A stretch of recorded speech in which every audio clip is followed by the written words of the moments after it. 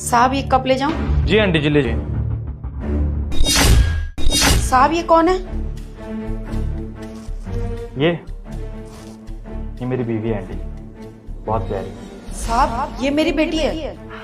समझ सकता हूँ आंटी जी, हर कोई से अपनी बेटी जैसा ही मानता है। ठीक कह रही हैं आप, आपकी बेटी जैसी है।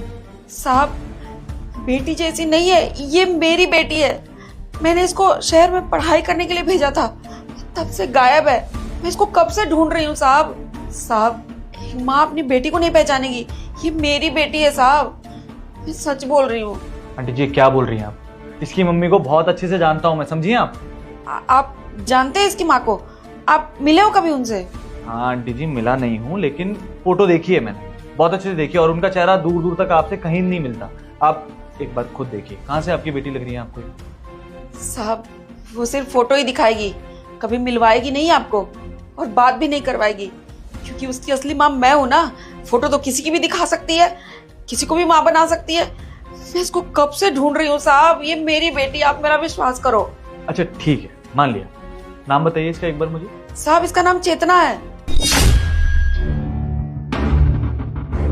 क्या हुआ साहब? आंटी जी अब जाइए, मैं बुलाता हूँ आपको थोड़ी देर में, आप कब लेके जाइए। साहब मैं जा रही हूँ, लेकिन जाने से पहले एक बात बोलूंगी। अभी ये आएगी ना, आप देख लेना, ये मुझे पहचान जाएगी, और जब ये मुझे पहचानेगी ना, दूध का दूध और पानी का पानी हो जाएगा आपके सामने। माँ कभी झूठ नहीं बोलती। ठीक, समझ गया आपकी बात को, आप प्लीज।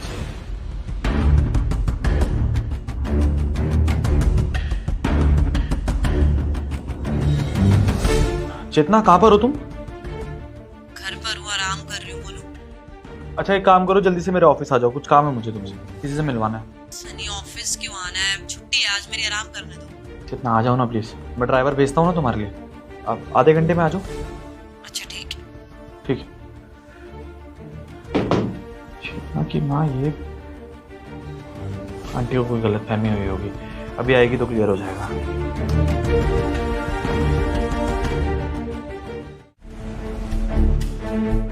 आ गई तुम? क्या सनी, तुमने छुट्टी वाले दिन भी मुझे ऑफिस बुला लिया।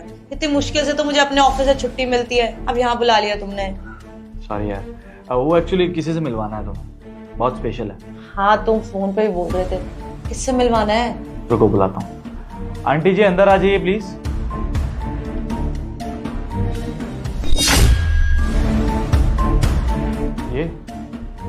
ये हमारे ऑफिस की मेड है जी।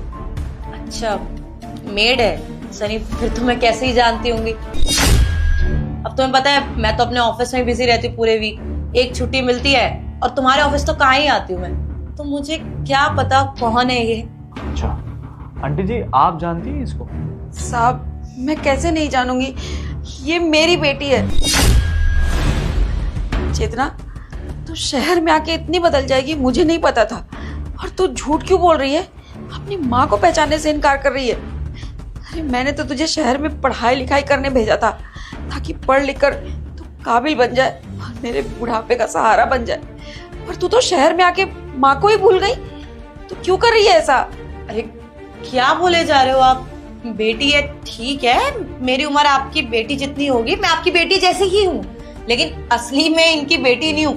तुम खुद सोचो सनी, मैं इतने अच्छे बैकग्राउंड से बिलोंग करती हूँ, मेरी मम्मी किसी ऑफिस में मेड का काम थोड़ी करेंगी। हो सकता है इनको कोई गलतफहमी हुई हो, आपकी बेटी की शक्ल मुझसे मिलती हो गई, लेकिन मैं आपकी बेटी नहीं हूँ, कुछ गलत लग रहा है।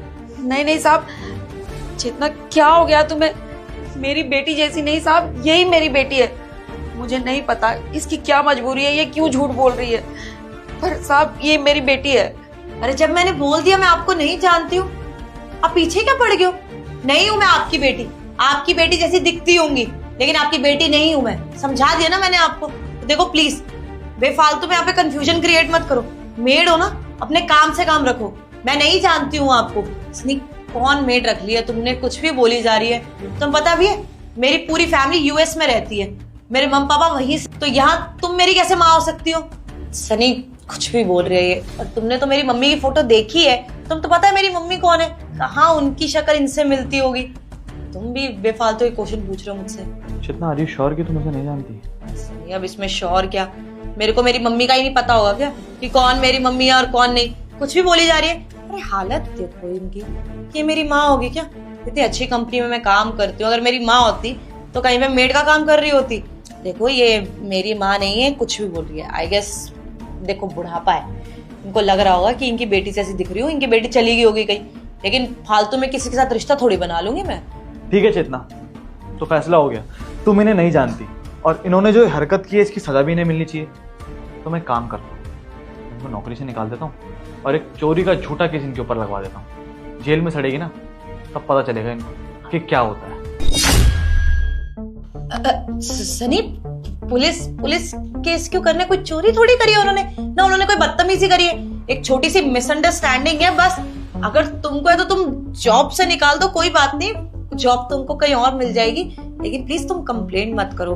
बुजुर्ग है, इतनी उम्र है उनकी, छोटी सी मिसअंडरस्टैंडिंग है ना, गलती हो गई उनसे। देखिए मैं आपकी बेटी नहीं हूँ, आप प्लीज एक बार एक्सेप्ट कर लो, नहीं तो आपके खिलाफ केस कर देंगे वो, प्लीज। ठीक है, तुम कह रही हो तो छोड़ देता हूँ, लेकिन ऐसे नहीं छोड़ूंगा यार। सुन बुढ़िया, काम कर, जल्दी यहाँ और पैर छू के माफी मांग। चल चल, खड़ी खड़ी शक्ल क्या देख रही है बुढ़िया, पैर छू और माफी मांग, चल। नहीं मम्मी। सनी पागल हो गए क्या तुम? क्या कर रहे हो? मेरी मम्मी को बोल रहे कि वो तुम्हारे पैर छुए? कितनी बदतमीजी से बात करो तुम उनसे, मेरा कोई हक नहीं बनता है कि तुम उनसे ऐसे बात करो। माफी मांगो उनसे, माँ है वो मेरी। क्या कहा तुमने? माँ है तुम्हारी, सॉरी बोलो उनसे। सॉरी आंटी जी, मैंने इस तरीके से बदतमीजी से बात किया आपसे, लेकिन सच जानना जरूरी था मेरे लिए, क्योंकि मेरी बीवी शायद ये भूल गई कि उसका पति उसका चेहरा पढ़ना बहुत अच्छे से जानता है।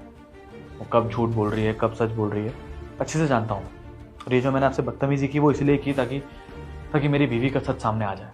तो आज पता चला मुझे चेतना नंचल कि आज तक तुमने मुझे अपनी मम्मी से क्यों नहीं मिलवाया, हमारी शादी में क्यों नहीं आए, हमेशा वीडियो कॉल करने के टाइम पे अमेरिका में रात क्यों हो जाती है, तुम्हारी मम्मी का गला क्यों खराब हो जाता है। ये है मेरी बीवी का असली चेहरा। धोखेबाज है मेरी बीवी, धोखा दे रही है मुझे। इनफैक्ट मुझे नहीं, अपनी माँ को भी। इसकी जिंदगी के जो सबसे 2 इंपॉर्टेंट पिलर हैं, सबको धोखा दे रही है मेरी बीवी। क्यों चेतना, क्यों किया तुमने ये सब? मैं जान सकता हूं क्यों किया तुमने ये सब? और क्या करती सर, गांव से आई हूं मैं। ठीक है मेरी मम्मी ने बहुत कुछ करा है मेरे लिए, पैसे जमा करके यहाँ पे मुझे भेजा कि मैं पढ़ाई करूं, और मैंने जी जान से पढ़ाई करी। और मेरा प्लान यही था कि जब नौकरी लग जाएगी तो इनको बुला लूंगी। लेकिन जब मेरी जॉब लगी और वहां पे लोगों को पता चला ना कि मैं कहाँ से बिलोंग करती हूँ और मेरी मम्मी का क्या स्टैंडर्ड है, उन्होंने मुझे बोला इतनी अच्छी जगह पे तू जॉब करती है, लोग तेरी रिस्पेक्ट करते हैं। अगर उनको पता चला ना कि तेरा बैकग्राउंड ये है तो कोई तेरी रिस्पेक्ट नहीं करेगा। शहर में ऐसा ही होता है। कहीं ना कहीं वो सही भी कह रहे थे सनी। मेरे ऑफिस में थी एक ऐसी लड़की, उसको टॉर्चर करके रखा होता सबने। मैं नहीं चाहती थी कि मेरी भी डिसरिस्पेक्ट हो। अरे इतनी मेहनत करी है मैंने और क्वालिफिकेशन के बल पे इतनी अच्छी जॉब मिली थी मुझे। मैं नहीं चाहती थी कि सिर्फ मेरी फैमिली स्टेटस की वजह से मेरे को जॉब से निकाल दिया जाए या जॉब में मेरी रिस्पेक्ट ना हो। इसलिए मैंने इनसे बात करना बंद कर दिया। और पीछे से ये ठीक थी, मैं खबर लेती रहती थी इनकी। यार सही चल रहा था, अपना घर है गाँव में, सारी चीजें ठीक थी। पता नहीं मैं शहर क्यों आ गई। अरे आपको यही नौकरी करने को मिली थी क्या, यही ऑफिस? बस मान ली तुम्हारी भी गलती नहीं है शायद। लास्ट टाइम कब पूछा था कि मेरी माँ कैसी है गांव में? फोन कब पूछा था चेतना? कुछ महीने से। पिछले 6 महीने से तुम्हारी माँ यहाँ पे काम कर रही है, तुम जानती हो ये बात? चेतना लुक एट हर, चाहती ना तो दूसरी शादी करके अपना घर बसा सकती थी वो। बिना पति के तुम्हें पाला पोसा बड़ा किया, इस काबिल बनाया कि तुम यहाँ पे खड़ी हो सको। क्या किया कि सोसाइटी के चक्कर में अपनी माँ को इलाज मारती? हाँ, इस लड़की से तो प्यार नहीं किया था मैंने। जितना तुम इतनी गिरी हुई निकलोगी ना, मैंने कभी सोचा भी नहीं था। अरे तुम्हारी माँ है वो, गांव जैसे एरिया में अपनी बेटी को पढ़ाने के बारे में जो इंसान सोचता भी नहीं है ना, वही तुम्हारी माँ ने तुम्हारे लिए स्टैंड लिया, तुम्हें पढ़ाया लिखाया, जॉब दिलाई तुम्हें। जिस सोसाइटी की तुम बात कर रही हो ना, उस सोसाइटी में खड़े होने के लायक बनाया तुम्हें उन्होंने। लेकिन अपनी माँ को उस सोसाइटी में आते ही तुमने लात मार दी। वेरी गुड चेतना, क्लैपिंग तुम्हारे लिए, बहुत बढ़िया काम किया तुमने। आज पहली बार अपनी पसंद का रिग्रेट हो रहा है मुझे। गलत औरत से शादी कर ली मैंने कसम से। सनी देखो, अगर मैं भी तुम्हें बताती ना कि मेरा ये बैकग्राउंड है, तुम भी मुझे एक्सेप्ट नहीं करते। मेरी सारी फ्रेंड्स ने बोला था कि देख तुझे इस लड़के से प्यार हो रहा है, पर वो एक्सेप्ट नहीं करेगा कि तू इतनी गरीब है। क्योंकि वो बहुत अच्छे घर से बिलोंग करता है। सच में तुमसे प्यार करने लगी थी, मेरे पास और कोई ऑप्शन नहीं था, इसलिए छुपाया बस। अरे यार, कितना जानती है तुम्हारी दोस्त मुझे? क्या जानती है मेरे बारे में वो? हाँ, और मुझे शादी तुमसे करनी थी या तुम्हारी माँ से करनी थी? तुमसे करनी थी ना। मुझे फर्क नहीं पड़ता चेतना कि तुम्हारी माँ अमीर है या फिर गरीब है, मुझे इस बात से फर्क पड़ता है कि तुम्हारा नेचर कैसा है। तुम धोखेबाज तो नहीं हो। नहीं चेतना, जो सबसे बड़ा लूज पॉइंट मुझे नहीं चाहिए था ना तुम्हारे अंदर, आज तुमने वो ही प्रूव कर दिया। तुम बहुत गरीबी लड़की हो, तुम धोखेबाज हो एक नंबर की। जो औरत अपनी माँ को छोड़ सकती है ना चेतना, वो कल को मुझे भी छोड़ देगी। जानती हो क्यों? क्योंकि इन सब का ना कोई भरोसा नहीं है। कल को मेरा स्टैंडर्ड लो हो गया तो तुम तो चली जाओगी किसी के साथ भी। जो अपनी माँ की नहीं हुई वो मेरी क्या होगी? आंटी जी, मैं जानता हूं कि आपकी बेटी किसी लायक नहीं है, टेंशन मत लीजिए। भगवान जो करता है ना आंटी जी, बहुत अच्छा करता है। मेरे पास भी माँ बाप नहीं है, और जिनके पास माँ बाप नहीं होते ना, उन्हें पता होता है कि उनके प्यार की क्या कीमत होती है। आज क्या हुआ अगर मैंने अपनी बीवी खो दी तो? कम से कम एक माँ तो मिल गई मुझे। नहीं चाहिए आंटी ऐसी बीवी मुझे। तुम जाओ, तुम रहो उन सोसाइटी वालों के साथ ही जिन्होंने तुम्हें ये बात बोली, उन दोस्तों के साथ जिन्होंने तुम्हें समझाया। डाइवोर्स देता हूं मैं तुम्हें चेतना, लेकिन तुम्हारी माँ से मेरा रिश्ता खत्म कभी नहीं होगा। इनको माँ का प्यार मैं दूंगा, जो वो खुशियां डिजर्व करती है ना, मैं दूंगा। समझी? जाओ यहाँ से। ऐसा मत बोलो, मैं तुमसे बहुत प्यार करती हूँ, और हमारी शादी में मैंने कभी कोई गलती नहीं करी, बस एक बात छुपाई है। और आज के बाद ना मैं तुमसे कुछ नहीं छुपाऊंगी, और तुम सच कह रहे हो। मुझे फर्क नहीं पड़ता कि लोग क्या बोलते हैं, मेरे लिए मेरी माँ इंपॉर्टेंट है, मेरा परिवार इंपॉर्टेंट है। मेरी माँ हमारे साथ रहेंगी, मैं हूं ना, मैं देखभाल कर लूंगी मेरी माँ की। प्लीज मुझे माफ कर दो, आई एम सॉरी। पता नहीं क्या हो गया था, ये शहर में आके शहर वालों की बातें सुन के मैं बहक गई थी। लेकिन मम्मी, मैं रोज आपके बारे में सोचती हूँ, मेरे पास और कोई ऑप्शन नहीं था, इसलिए गलती हो गई। सॉरी, प्लीज प्लीज आप हमारे साथ आके रहो प्लीज। कोई बात नहीं बेटा, तुझे अपनी गलती का एहसास हो गया ना, बस यही बहुत है। मैं तुझे एक बात बताऊं, तूने जीवन में ना बहुत सारे गलत निर्णय लिए हैं, पर एक निर्णय तूने बहुत सही लिया है। तूने मेरा दामाद बहुत सही चुना है। दामाद जी के विचार सुन के ना मेरा मन बहुत खुश हो गया। तुझे कब से समझाने की कोशिश कर रहा है, पर तू समझ ही नहीं रही है। मैं तो तुझे अपने बुढ़ापे का सहारा मानती थी, पर अब मुझे दामाद के रूप में मेरा एक बेटा भी मिल गया है। मैं बहुत खुश हूँ। और दामाद जी, आप मेरी बेटी से डाइवोर्स मत लीजिए। देखिए, मैं गांव से शहर इसलिए नहीं आई थी कि अपनी बेटी का घर तोड़ दूं। मुझे तो मेरी बेटी और दोनों साथ में चाहिए, और आप दोनों हमेशा खुश रहो। बस एक माँ यही चाहती है। आप प्लीज मेरी बेटी को मत छोड़िए, मैं आपके आगे हाथ जोड़ती हूँ। आंटी जी, पहले आप हाथ मत छोड़िए, हाथ नीचे कीजिए अपने।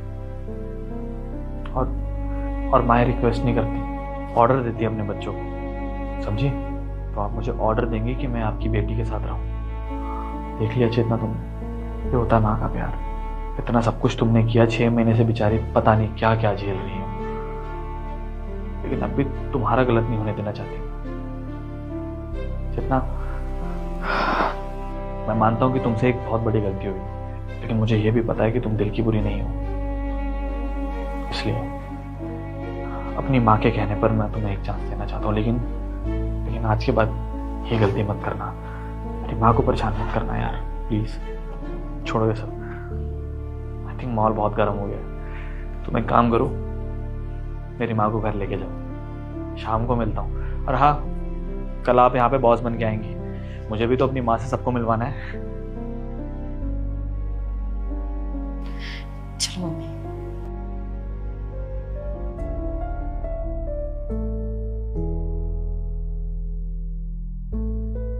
ज्योति, प्रॉपर्टी का क्या स्टेटस है? विभोर? हिमांशी, तुम यहाँ इतने सालों बाद कैसी हो? हाथ नीचे कर। मैं तुम जैसे छोटे लोगों से ना अब हाथ नहीं मिलाती हूँ, क्योंकि मेरा स्टेटस बन गया है अब। हिमांशी, इतना कौन सा तुमने बड़ा मुकाम हासिल कर लिया है कि तुम अपने बचपन के दोस्त से ऐसे बिहेव कर रही हो, हाथ मिलाने तक को मना कर रही हो? देखो, तुम जैसे राह चलतों से ना अब मैडम हाथ नहीं मिलाएंगी, क्योंकि ये मैडम अब इस एरिया की नई एसडीएम बन चुकी है। एसडीएम? और तुम? वाह हिमांशी, कांग्रेचुलेशंस। तो फाइनली तुमने अपने सिविल सर्वेंट बनने का सपना पूरा कर ही लिया। So proud of you Himanshi. मैं जानता था कि हम दोनों में से कोई ना कोई अपने सपने पूरे जरूर करेगा, और तुम पर तो मुझे पूरा विश्वास था। आज तुमने अपने घर वालों का नाम रोशन कर दिया, अपनी सोसाइटी का नाम रोशन करा है, और सबसे बड़ी बात, जो दोस्त तुम पर बिलीव करते थे ना, तुमने उनका नाम भी रोशन कर दिया। So proud of you Himanshi कि तुम मेरी दोस्त हो। तुझे तो मेरे ऊपर गर्व होगा ही, पर मुझे तेरे लिए बहुत बुरा लग रहा है और तुझ पे बहुत शर्म आ रही है। मैंने तो अपनी जिंदगी में मुकाम हासिल कर लिया, सरकारी ओहदा प्राप्त कर लिया, लेकिन तूने क्या उखाड़ लिया अपनी जिंदगी में? पहले भी गरीब था, आज भी कुछ हालात तेरे सुधरे हुए दिख नहीं रहे हैं। तू भी तो कहता था कि सरकारी नौकरी लेगा, कुछ बड़ा करेगा। क्या कर लिया अपनी जिंदगी में? कुछ नहीं उखाड़ पाया ना, आज भी वहीं का वहीं रह गया ना तू। हिमांशी, ये तुम गलत बिहेव कर रही हो। मैं तुम्हें कॉन्ग्रेचुलेट कर रहा हूँ, तुम्हारी खुशी में खुश हो रहा हूँ, और तुम हो कि मुझे अकड़ दिखा रही हो। हिमांशी, अगर भगवान ने तुम्हें इस काबिल बनाया कि तुम जिंदगी में कुछ हासिल कर सको, तो तुम्हें अपनी सक्सेस के लिए भगवान को थैंक यू बोलना चाहिए, ना कि इस तरह से अकड़ दिखानी चाहिए। अकड़ होगी क्यों नहीं मिस्टर विभोर, बहुत सारी प्रॉपर्टी है, इसके अलावा अंधा पैसा है और दर्जनों गाड़ियां हैं मेरे पास। तुझ जैसों को तो अब मैं मुंह भी ना लगाऊं, और तुझे लगता है कि मैं तुझे अपना दोस्त मानकर अपने साथ साथ घुमाऊंगी? ऐसा नहीं होने वाला। अगर कहीं दिख जाऊं ना तो अनजान समझकर साइड से निकल जाइयो। बेइज्जती मत करवाइयो पब्लिक में मुझे जान पहचान का बनाकर, समझा? एक मिनट हिमांशी, एसडीएम बने हुए तुम्हें ज्यादा टाइम तो नहीं हुआ होगा, तो एक सरकारी अधिकारी की पोस्ट पर तुमने इतना पैसा कैसे कमा लिया? सैलरी तुम्हारी कुछ खास होगी नहीं, तो ये प्लॉट, बिल्डिंग्स, कार, बंगले, ये सब कैसे? कहीं तुम रिश्वतखोरी तो नहीं करने लगी हो? अबे तुझे उससे क्या? मैं करप्शन करूं या ना करूं, अपने काम से काम रखना। वैसे भी लेट हो रही हूं मैं, मीटिंग है मेरी एक। चल चलता बन, आओ ज्योति।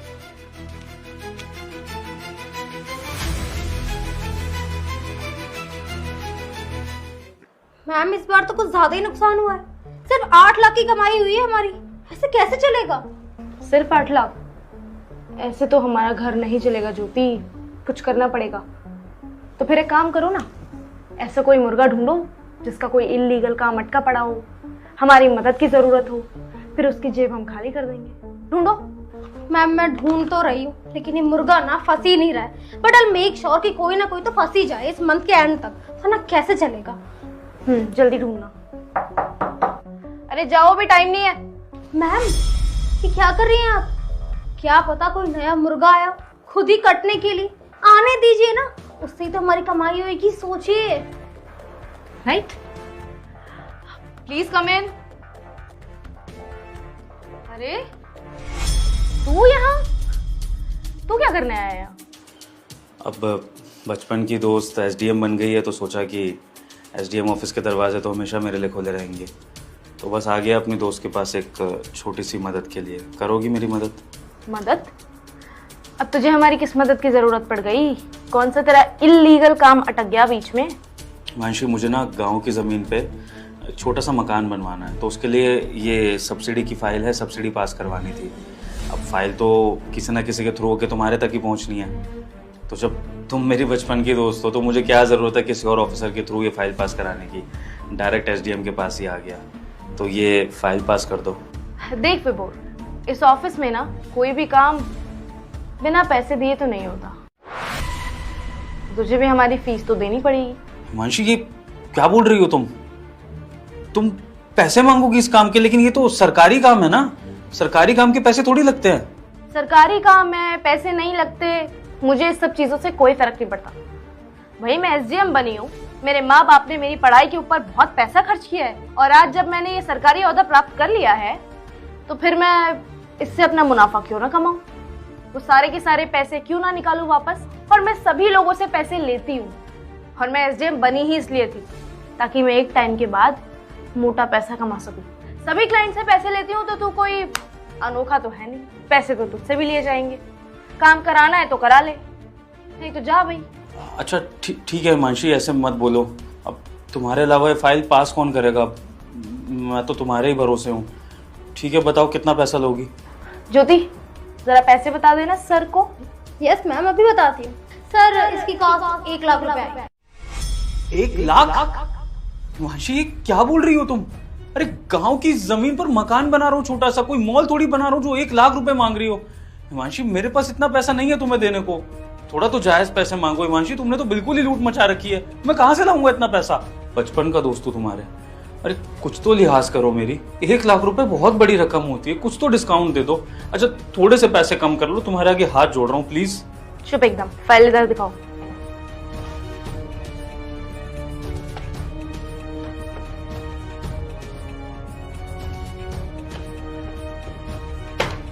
ज्योति क्या करती हो तुम?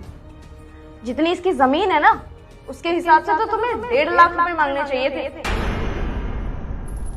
तुम 1 लाख रुपए बोल रही हो। सुन विभोर, इस जमीन के हिसाब से ना तुझे 1.5 लाख रुपए चार्ज करते हैं हम। पैसे दे दे, काम करा ले। हिमांशी मैं तुम्हें पैसे कम करने को बोल रहा हूँ, तुम पैसे बढ़ा रही हो। हिमांशी मत करो अपने दोस्त के साथ ऐसा, बहुत उम्मीदों से तुम्हारे पास आया हूँ। अगर ये सब्सिडी की फाइल पास नहीं होगी तो मेरा मकान बनना रह जाएगा। हिमांशी मेरे फ्यूचर की बात है, प्लीज थोड़ा सा डिस्काउंट दे दो।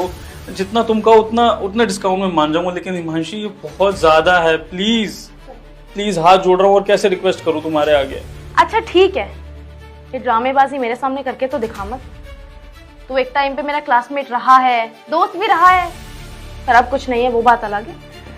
तो उसकी थोड़ी सी शर्म रख के मैं तेरे लिए थोड़ा बहुत डिस्काउंट दे देती हूँ। 90,000 रुपए। 90,000? 90 तो दे ही सकता है, अब बिल्कुल ही जेब तो नहीं फटी ना तेरी। 90,000 रुपए दे दे, मैं साइन कर देती हूँ और तेरा काम हो जाएगा। पैसे तो देने ही पड़ेंगे तुम्हें, वरना काम नहीं होगा मेरा। पर हिमांशी मैं एक चीज़ तुमसे पूछना चाह रहा था, ये तुम एसडीएम की पोस्ट पर अपनी असिस्टेंट के साथ मिलकर खुलेआम रिश्वतखोरी कर रही हो, घूसखोरी कर रही हो। तुम्हें डर नहीं लगता है किसी दिन पकड़ी गई तो क्या होगा? तुम अपनी कुर्सी के साथ, अपनी जॉब के साथ, इस देश के साथ धोखेबाजी कर रही हो। तुम्हें ये रिश्वतखोरी नहीं करनी चाहिए हिमांशी, तुम इस दिन के लिए ऑफिसर नहीं बनी थी। सोच लो एक बार ये सब करने से पहले। तो तुझे क्या लगता है सिर्फ मेरे इकलौती की रिश्वत ना लेने से हमारे इतने बड़े भारत देश से करप्शन मिट जाएगा? क्या लगता है Jyoti? Yes ma'am, you are absolutely right. नहीं हो सकता ना, तो बस फिर मैं तो रिश्वत लेती हूँ, मुझे ब्राइब लेना पसंद है। अब अगर तुम्हें अपना काम कराना है रिश्वत देके तो कराओ, वरना यहाँ से दफा हो जाओ, दरवाजा वहां है। मुझे इस नौकरी से और इस देश से ना कोई लेना देना नहीं है, मुझे बस पैसों से लेना देना है। पैसे दो, काम कराओ और चलते बनो यहाँ से, वरना मेरा टाइम जाया करने की जरूरत नहीं है। लेकिन हिमांशी इस बात का डर नहीं लगता तुम्हें कि अगर इस एरिया के आईएएस को तुम दोनों की इस घूसखोरी के बारे में पता लग गया तो क्या होगा? तुम्हारी नौकरी जा सकती है, तुम दोनों जेल भी जा सकती हो और तुम्हारे करियर बर्बाद हो सकते हैं। जेल हो सकती है, करियर बर्बाद हो सकता है, पर आईएएस को बताएगा कौन? कौन बताएगा ज्योति, तुम बताओगी? नो मैम, मैं क्यों बताऊंगी, बराबर की हिस्सेदार हूँ आपकी, मुझे क्या शौक पड़ा बताने का। नहीं बताओगी ना, मैं बताऊंगी और ना ही मेरे चमचे बताएंगे, तो फिर उसे पता कैसे चलेगा कि यहाँ की एसडीएम घूसखोरी करती है? तू बताएगा? नहीं, मैं तो नहीं बताऊंगा हिमांशी, तुम्हारा दोस्त जो हूँ, मजबूर हूँ ना। लेकिन फिर भी अगर किसी और जरिए से आईएएस को पता लग गया, इमेजिन करो, तो क्या होगा तुम्हारा? तुम्हें थोड़ा तो डरना चाहिए ना ये सब क्राइम करते हुए। अगर आईएएस को पता भी चल गया ना तो वो भी घूसखोर ही होगा, इवन मुझसे बड़ा वाला होगा। तो तेरी रिश्वत के 3 हिस्से होंगे, एक मेरी असिस्टेंट के और तीसरा आईएएस ऑफिसर के। हो सकता है तुझे पैसे डबल देने पड़े, 2 लाख पे आ जाए हम लोग। फिर कहाँ से लाएगा इतने पैसे? यहाँ तो 90,000 में ही रो रहा है तू।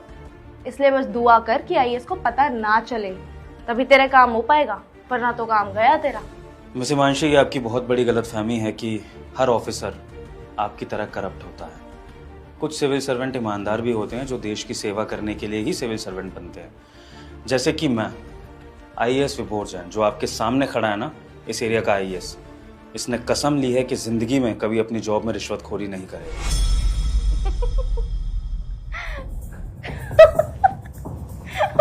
मैम, ये आपका दोस्त विभोर जैन दिमाग घर पे छोड़ के आएगा, कैसे झूठ मार रही है। एग्जैक्टली ज्योति, बहुत अच्छा मजाक किया तुमने। मतलब तू स्कूल में भी बड़ा मजाक किया था, अब भी मजाक करना भूला नहीं है।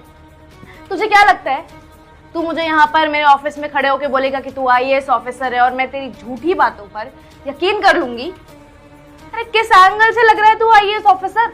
आईएएस ऑफिसर एसडीएम के ऑफिस में आएगा, वो भी खाली हाथ, अकेले।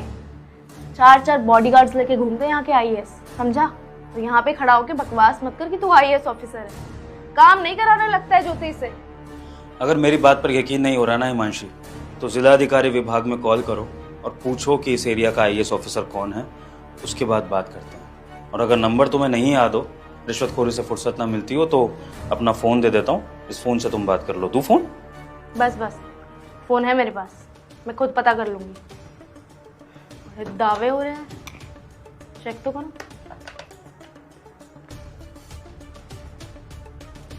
हाँ सुरेश, यहाँ इस शहर के आईएएस का नाम क्या है?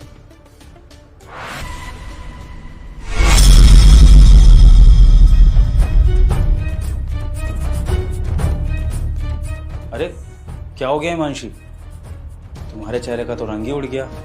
कि फोन पे नाम सुन लिया क्या मेरा? इस एरिया का आईएएस ऑफिसर मैं ही हूँ।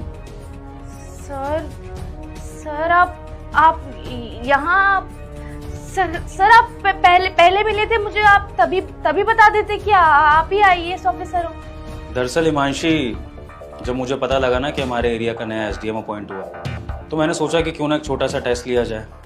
लेकिन जब मैंने ये देखा कि इस एरिया की एसडीएम मेरी बचपन की दोस्त हिमांशी बनी है, तो फिर मुझे 2 टेस्ट लेने थे, एक हमारी बचपन की दोस्ती का और एक हमारे एसडीएम की ईमानदारी का।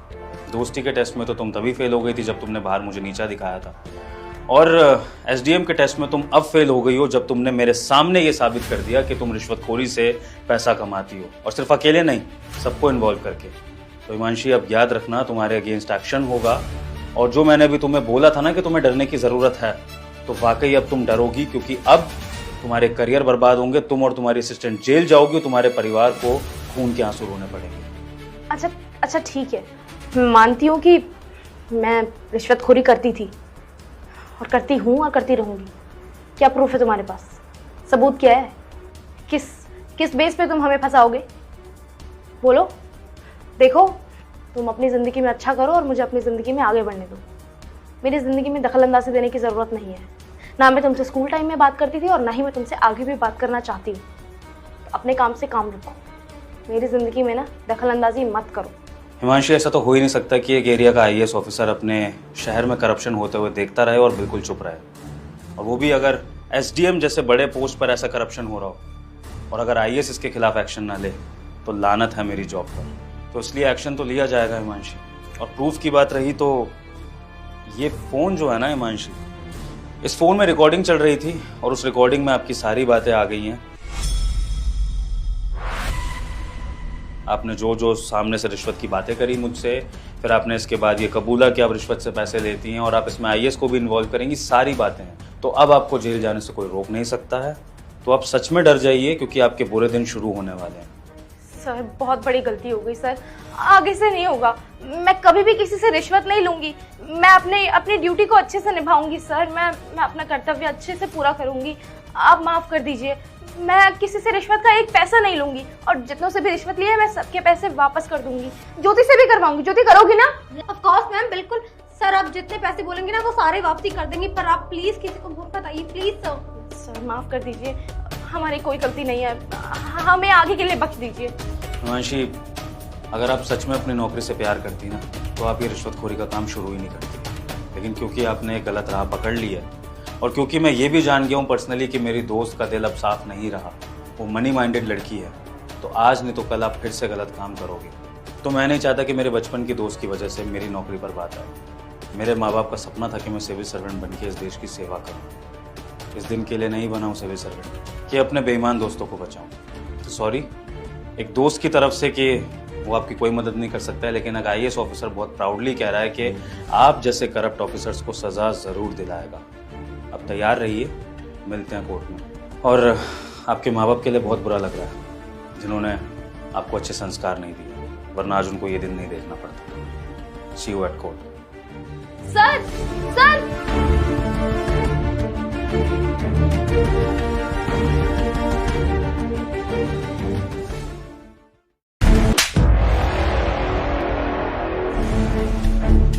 बेवकूफ आदमी, मैं जो बोलती हूँ ना उसका बिल्कुल उल्टा किया करो तुम। दो इधर। क्या है ये? क्या लेकर आए हो तुम?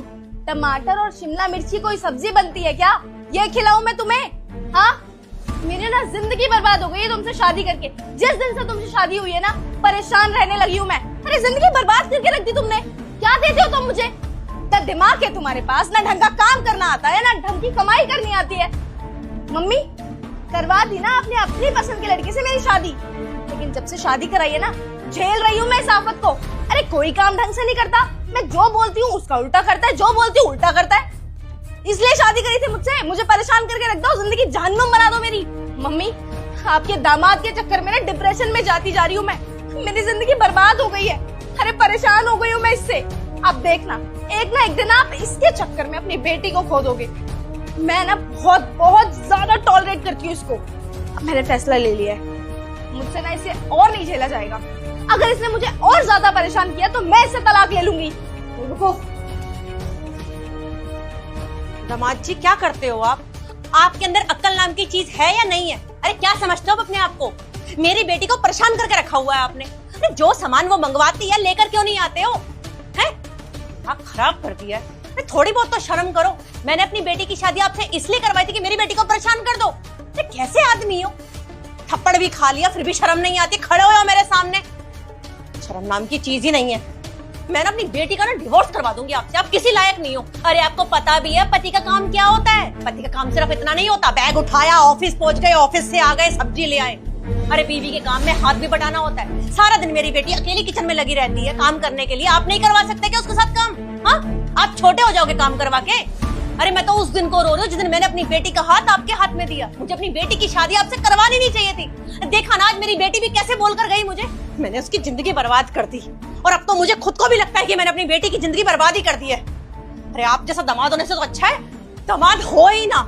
एक बात ना मैं आपको बता देती हूँ, अगर आपकी ऐसी हरकतें रही ना तो मैं अपनी बेटी का ना डिवोर्स करवा दूंगी आपसे। घूमते रहना फिर जोगी बन के।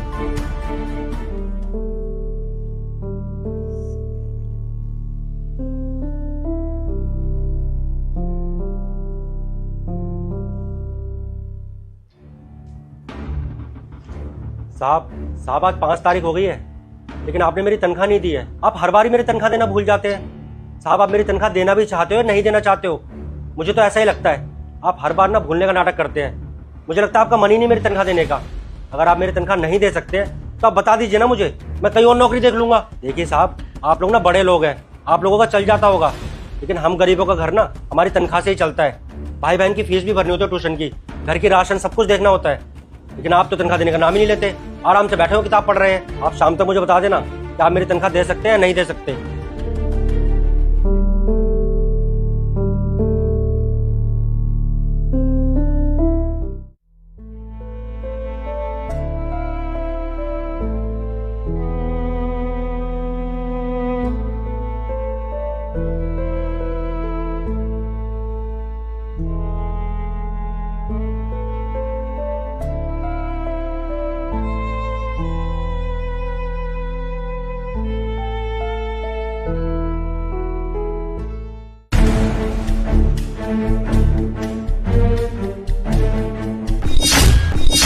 ये क्या है?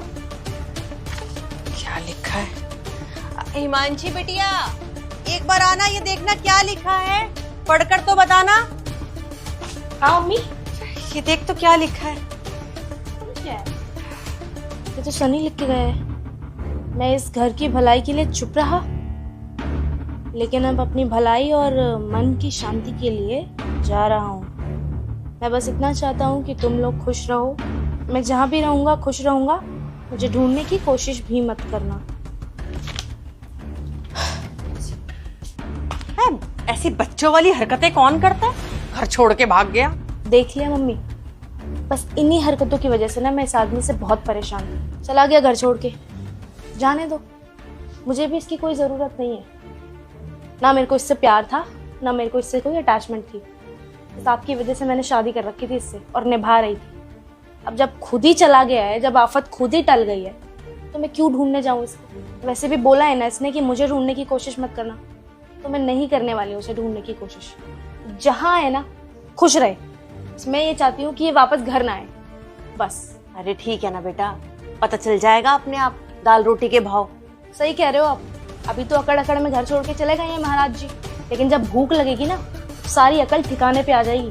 जब खाएगा ना दर दर की ठोकरें, 2 वक्त की रोटी नसीब नहीं होगी, बीवी इतने प्यार से बना के खिलाती थी, सासू माँ इतना ध्यान रखती थी, तब आएगी अकल ठिकाने। मरने दो, हमें क्या लेना देना। जाता है जाए, कल का जाता है आज चला जाए, मुझे कोई परवाह नहीं अपने पति की। छोड़ो इसको। आप बताओ, रोटी खाओगे? भूख लग रही है? अरे हाँ हाँ बेटा, भूख तो बहुत तेज लगी है, फटाफट लिया खाना। अभी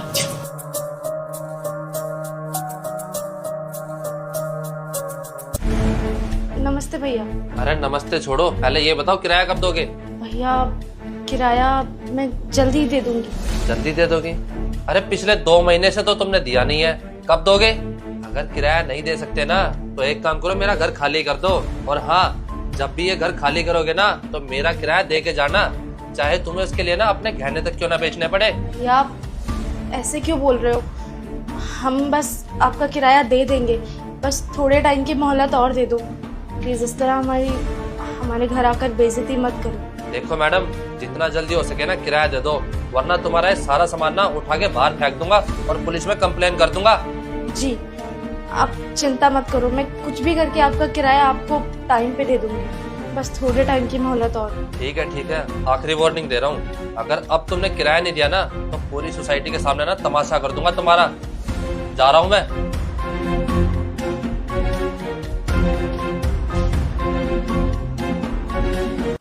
जान निकल गई गर्मी में। हिमांशी बेटा, पूरे मोहल्ले की लाइट आ रही है, हमारी लाइट क्यों नहीं आ रही है? अरे गर्मी में मेरी जान निकलती जा रही है। मम्मी बिजली वालों ने हमारी बिजली काट दी है। क्यों? पैसे नहीं है क्योंकि बिल नहीं भरा हमने। बाहर गेट पे कौन आया था? किससे बात कर रही थी तू? ओनर आया था, रेंट मांगने आया था। पिछले 2 महीने से हमने घर का रेंट नहीं दिया है। हे भगवान। आएगा ही और सुना के जाएगा ही। पिछले 2 महीने से रेंट मांगने आ रहा है रोज, कहाँ से देंगे हम पैसा? ऊपर से धमकी दे के गया है मम्मी कि अगर टाइम पे पैसे नहीं दिए ना तो हमारे घर का सारा सामान उठा के बाहर फेंक देगा, ऊपर से रेंट भी मांगेगा। मुझे तो समझ नहीं आ रहा है मम्मी, करे तो करे क्या? कहाँ से लाए रेंट? जितनी भी ज्वेलरी थी बेचने लायक मैं सब बेच चुकी हूँ। जितनी सेविंग्स के नाम पे पैसा रखा था वो भी खर्च हो गया। पिछले 2 महीने में लगातार पैसे खर्च हुए जा रहे हैं। कुछ समझ नहीं आ रहा कि मैनेज कैसे करें हम चीजें। उनके बिना बहुत दिक्कत हो रही है। हिमांशी बेटा, एक बात कहूँ, जब मैं तुम्हारे घर आई थी ना तो मुझे लगता था दामाद जी गलत है और मेरी बेटी ठीक है, पर मैं गलत थी बेटा। दामाद जी ठीक थे और तू गलत थी। मैंने हमेशा दामाद जी को गलत समझा। तूने दामाद जी के साथ ना बिल्कुल भी ठीक व्यवहार नहीं करा, और तुझे देख देख के मैंने भी उनके साथ ऐसा ही व्यवहार किया जैसे तू उनके साथ करती थी। बेटा, मुझे दामाद जी के साथ ऐसे नहीं करना चाहिए था। मुझे आज बहुत बुरा लग रहा है। अरे जब तक दामाद जी इस घर के अंदर थे ना, कोई दरवाजे पर मांगने वाला नहीं आता था। आज वो घर पे नहीं है तो कोई बिजली वाला आ रहा है, कोई रेंट वाला आ रहा है। क्या बोलूं मैं? दामाद जी के जाने का मुझे बहुत पछतावा हो रहा है। हाँ मम्मी, शायद आप भी सही कह रहे हैं। एक पत्नी को जिस तरह पति को इज्जत देनी चाहिए, उसका सत्कार करना चाहिए, ऐसा मैंने आज तक सनी के साथ किया ही नहीं। मैंने सनी को कभी इज्जत दी ही नहीं। मैंने कभी सनी से इज्जत से बात नहीं की, कभी उनसे प्यार से बात नहीं की। हमेशा उन्हें बच्चों की तरह डांटा है, फटकारा है, उनकी बेइज्जती की है, उनको जलील किया है। कभी उनके पास बैठ के उनका हाल चाल नहीं पूछा, कभी नहीं। हमेशा उन्हें अपशब्द बोले हैं। लेकिन अब महसूस हो रहा है कि मैंने कितना गलत किया है अपने पति के साथ, और वो चुपचाप हमेशा मेरी बातें सुनते थे। कभी उन्होंने मुझे पलट के जवाब तक नहीं दिया। लेकिन अब जब वो हमारे घर में नहीं है, घर छोड़ के जा चुके हैं, तब मुझे उनकी याद आ रही है। उनका एहसास हो रहा है कि उनकी जगह कितनी इम्पोर्टेंट है हमारे घर में। जब वो थे ना मम्मी घर में, तो किसी भी इंसान की मजाल नहीं होती थी कि वो घर के दरवाजे पे आके 1 रुपया तक मांग सके। वो हमेशा सब चीजों का पहले से इंतजाम करके रखते थे। जब से वो नहीं है घर पे, तब से आए दिन कोई ना कोई मांगता रहता है पैसे। कभी घर का ओनर आ जाता है, कभी बिल आ जाता है, कभी राशन का खर्चा, कभी कुछ। और आए दिन लोग दरवाजे पे आके बेइज्जती करके जाते हैं, वो अलग। जब वो थे घर में तो हर चीज वो अपने हिसाब से सही संभाल के रखते थे। उन्हें कभी किसी चीज की टेंशन मुझे नहीं लेने दी। उन्होंने खुद सारी चीजें संभाली। अपने हिसाब से, लेकिन जब से चीजें हमारे हाथ में आई है हमें आए दिन किसी ना किसी से कुछ ना कुछ उधार लेना पड़ता है, कभी राशन तो कभी पैसे। उन्होंने कभी मुझे किसी चीज की टेंशन नहीं लेने दी और शायद यही उनकी सबसे बड़ी गलती थी कि उन्होंने मुझे कभी जिम्मेदार फील ही नहीं कराया। और वो ऑफिस के साथ साथ हमारा पूरा घर संभालते थे, सारा खर्चा वो देखते थे। हम दोनों ने ना उनके साथ सच में बहुत बुरा किया मम्मी, ऐसा वो डिजर्व नहीं करते थे। और ये सिर्फ सनी की कहानी नहीं है मम्मी, हर दूसरे घर में हर मर्द की यही कहानी है। उनकी कोई इज्जत नहीं करता, उनके काम की कोई वैल्यू ही नहीं करता। कहते हैं ना मम्मी, जो चीज़ हमारे पास होती है हमें उसकी कदर नहीं होती। जब वो इंसान हमसे दूर चला जाता है ना, तब हमें उसकी कदर होती है, तब उसकी असली अहमियत पता चलती है हमें कि वो हमारे लिए था क्या। अगर एक औरत के बिना एक गृहस्थी नहीं चल सकती ना, तो एक मर्द के बिना भी एक घर चलाना बहुत मुश्किल है, नहीं चल सकता। मर्द और औरत एक जीवन की गाड़ी के वो दो पहिए हैं जिसमें से कि एक भी कमजोर पड़ जाता है ना, तो जीवन की गाड़ी को धक्का मारना पड़ जाता है। माँ, मैं अपनी गलती के लिए बहुत शर्मिंदा हूँ। मैंने अपने पति के साथ बहुत बुरा सुलूक किया, मैं बहुत शर्मिंदा हूँ। मुझे समझ नहीं आ रहा कि मैं उन्हें वापस कैसे लाऊं।